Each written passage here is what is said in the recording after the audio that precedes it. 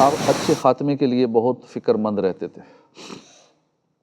آپ کی شہزادی مسلمانوں کی پیاری امی جان حضرت عائشہ صدیقہ رضی اللہ عنہا فرماتی ہیں، میرے والد محترم صبح و شام یہ دعا مانگا کرتے تھے، اے اللہ پاک میری آخری عمر کو زندگی کا سب سے بہترین حصہ بنا دے، میرے آخری اعمال کو سب سے بہترین اعمال بنا دے، اور میرے دنوں میں سب سے بہترین دن اس کو بنا دے جس دن تیرے حضور حاضری ہوگی۔ آپ کی خدمت میں عرض کی گئی کہ اے صدیق اکبر، آپ تو صحابی رسول ہیں، یار غار مصطفیٰ ہیں، آپ یہ دعا کیوں کرتے ہیں؟ فرمایا بعض اوقات آدمی پوری زندگی جنتیوں والے کام کرتا رہتا ہے مگر اس کا خاتمہ جہنمیوں والے عمل پر ہو جاتا ہے، اور بعض دفعہ ایسا ہوتا ہے کہ آدمی پوری زندگی جہنمیوں والے کام کرتا رہتا ہے لیکن اس کا خاتمہ جنتیوں والے عمل پر ہو جاتا ہے۔ کیسی عبرت کی بات ہے۔ ہم اس لمحے کیا ہیں اس کی اپنی جگہ ایک اہمیت ہے، مگر زیادہ اہم یہ ہے کہ اپنی آخری عمر، اپنے اختتامی وقت میں ہم کیا ہوں گے۔ ہم آج نمازی ہیں، بہت اچھی بات ہے، لیکن زیادہ ضروری یہ ہے کہ ہم دنیا سے رخصت ہوتے وقت بھی نمازی ہوں۔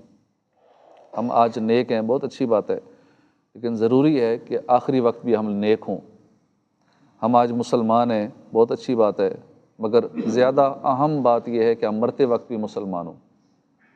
خدا نخواستہ، اللہ نہ کرے، اگر مرتے وقت ایمان سلامت نہ رہا، آخری عمر میں جہنمی والے کاموں میں مصروف ہو گئے تو سخت آزمائش ہو جائے گی۔ ایک طویل حدیث پاک میں اللہ کے آخری نبی صلی اللہ علیہ وسلم نے فرمایا، اولاد آدم مختلف طبقات پر پیدا کی گئی ہے، ان میں سے بعض مومن پیدا ہوئے، حالت ایمان پر زندہ رہے اور مومن ہی مریں گے، بعض کافر پیدا ہوئے، حالت کفر پر زندہ رہے اور کافر ہی مریں گے، جبکہ بعض وہ ہیں جو مومن پیدا ہوئے، مومنانہ زندگی گزاری مگر کافر ہو کر مریں گے، بعض کافر پیدا ہوئے، کافر زندہ رہے لیکن مومن ہو کر دنیا سے جائیں گے۔ ایمان پہ رب رحمت دے دے تو استقامت، دیتا ہوں واسطہ میں تجھ کو تیرے نبی کا۔ ضروری ہے کہ ہم ہر وقت اللہ کی خفیہ تدبیر سے ڈرتے رہیں۔ یہ خوف ہمیں اندر ہی اندر تڑپاتا رہے کہ ہائے میرا کیا بنے گا، ہائے میرا خاتمہ کیسا ہوگا۔ یہ خوف ہی ہے جو ہمیں اچھے خاتمے کی طرف لے جائے گا، اس لیے اپنے اندر اللہ کی خفیہ تدبیر کا خوف ضرور پیدا کر لینا چاہیے۔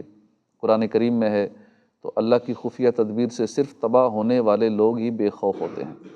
علماء فرماتے ہیں اللہ کی خفیہ تدبیر سے بالکل بے خوف ہو جانا گناہ کبیرہ ہے۔ کاش صدیق اکبر رضی اللہ عنہ کے صدقے ہمیں خوف خدا کی دولت نصیب ہو جائے، کاش حضرت صدیق اکبر کے صدقے ہمارا اختتامی وقت نیکیوں بھرا ہو، اچھے اعمال والا ہو، ہمیں ایمان و عافیت کے ساتھ گنبد خضرا کے سائے میں شہادت کی موت نصیب ہو جائے۔ ایمان پہ رب رحمت دے دے تو استقامت، دیتا ہوں واسطہ میں تجھ کو تیرے نبی کا۔ آمین بجاہ نبی الامین صلی اللہ علیہ وسلم۔ الحمدللہ رب العالمین۔